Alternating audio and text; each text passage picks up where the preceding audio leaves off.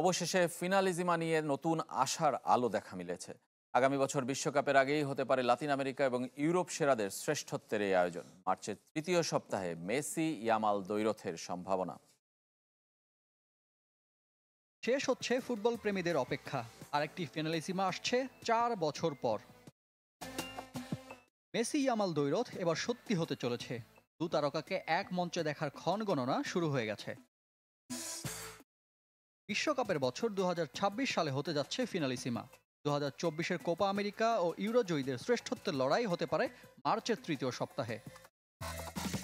তারিখ নিশ্চিত না হলেও সম্ভাব্য সময় বেছে নিয়েছে আর্জেন্টিনা ফুটবল অ্যাসোসিয়েশন ও রয়্যাল স্প্যানিশ ফুটবল ফেডারেশন। বিশ্বকাপের স্বাগতিক যুক্তরাষ্ট্র আয়োজক হতে চায় এই ম্যাচের। তবে আগ্রহী এশিয়ার দুই দেশ সৌদি আরব ও কাতার।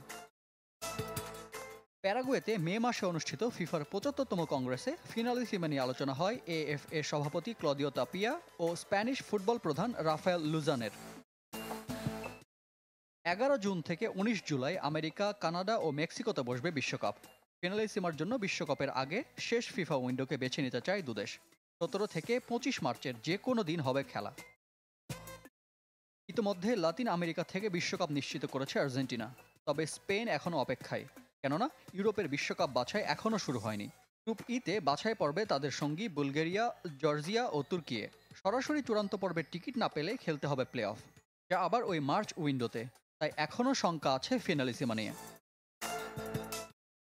যে আসরের বর্তমান চ্যাম্পিয়ন আর্জেন্টিনা, ২০২২-এ ইউরোপ সেরা ইতালিকে হারিয়েছিল লাতিন সেরা আলবিসেলেস্তারা। রিফাত হোসেন, চ্যানেল 24।